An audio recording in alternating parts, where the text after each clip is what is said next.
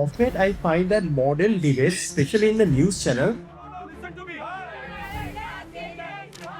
have turned into loud arguments rather than a philosophical discussion.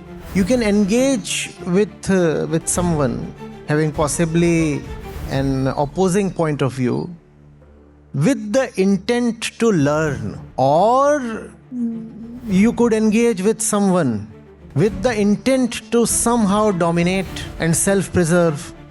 The problem is that we refer to both these situations by the same word. We'll say it's debate.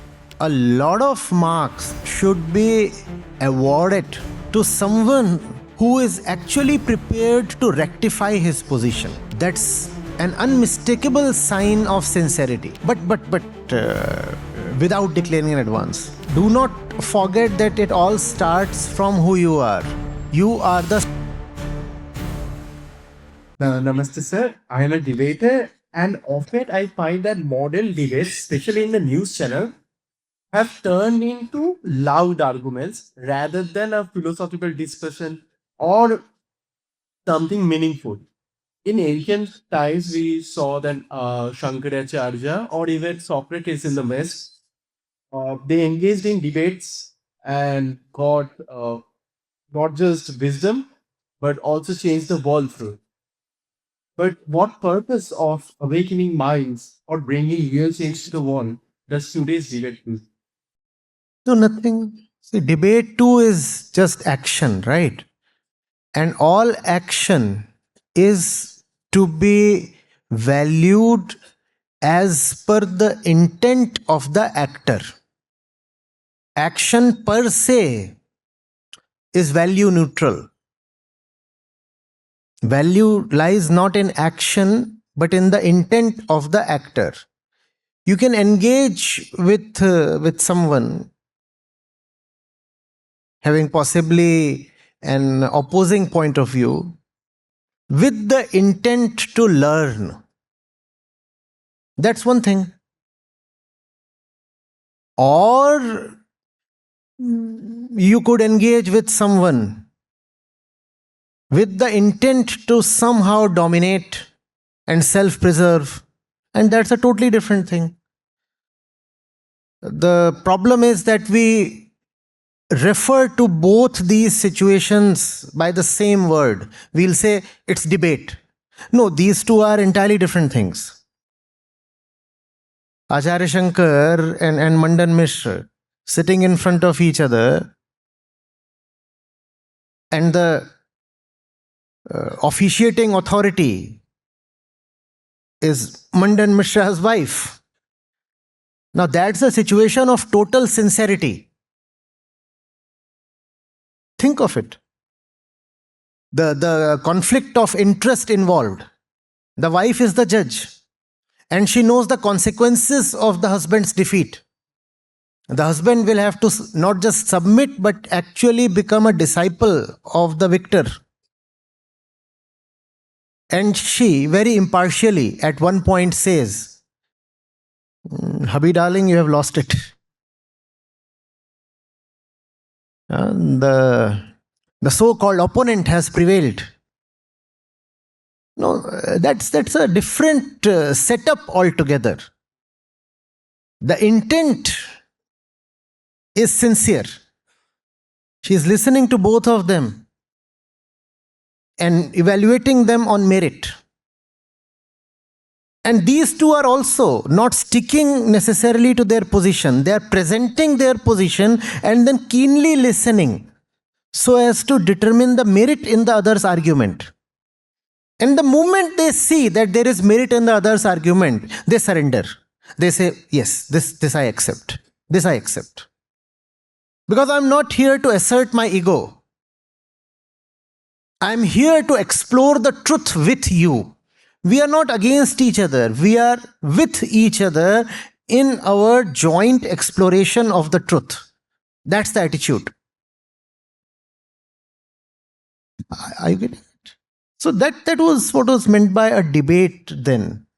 What you have on the TV screen or on the streets is something very different.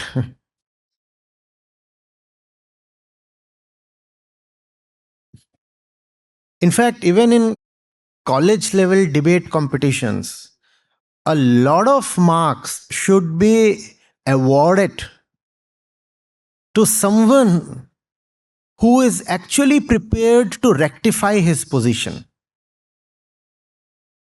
That's an unmistakable sign of sincerity. I said what I had to, but I want to return to the podium and accept that my opponent has made a better point. And when someone does that, he deserves a lot of points actually, but without declaring in advance.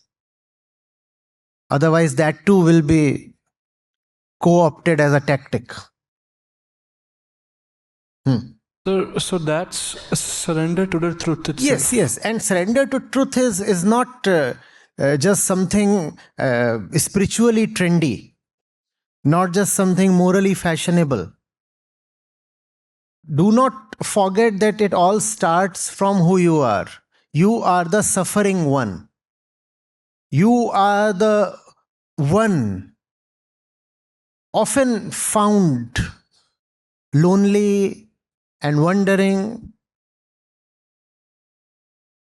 and down, as you say, and restless. You are that one.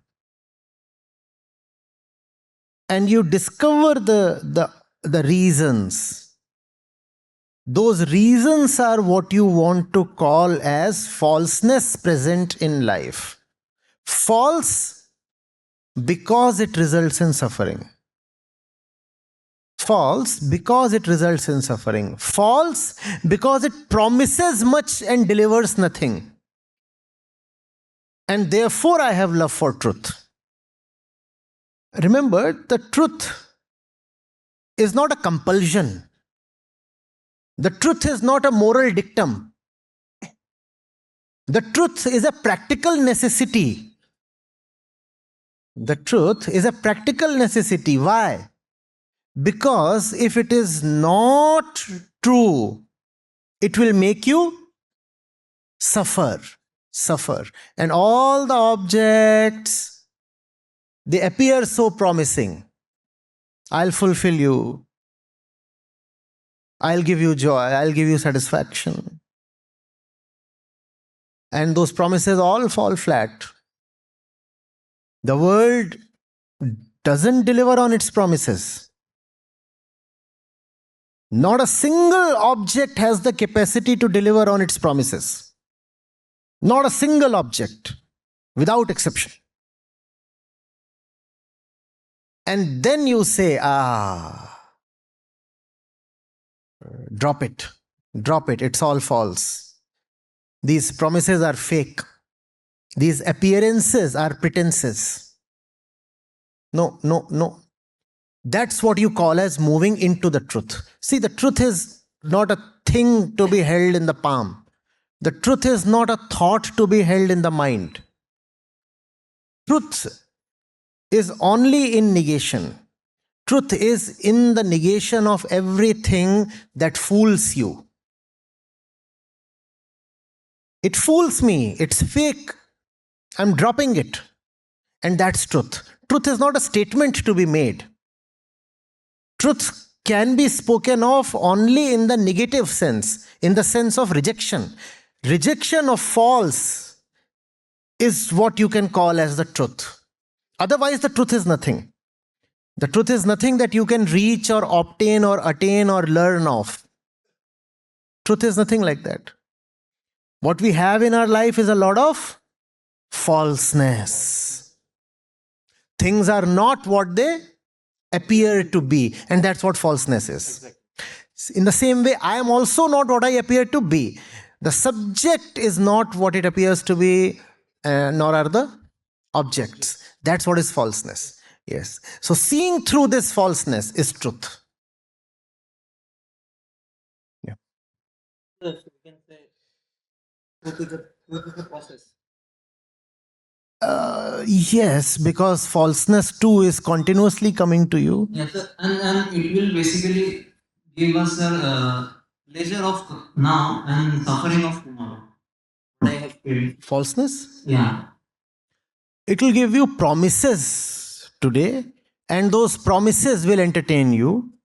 Though even in those promises, there is no real joy. When you say you are happy, remember, there is a lot of future there. A lot of future there. Somebody promises you ₹1,00,000 to be had next week. You will become happy right now. But this happiness has a lot of future. It's about the future. So, what do you really have right now? Even if you are happy, what do you really have right now? Nothing. Even this happiness is hollow. Even this happiness is hollow. So, when you say falseness gives happiness in this moment but suffering tomorrow, you are only partially right. Yes, indeed, it does give suffering tomorrow. But even today, it does not give you anything substantial. So you would be better placed to say falseness gives hope right now and suffering tomorrow. Hope right now. Or illusion right now. Falseness gives illusion right now. Those illusions make us happy. But definitely suffering tomorrow.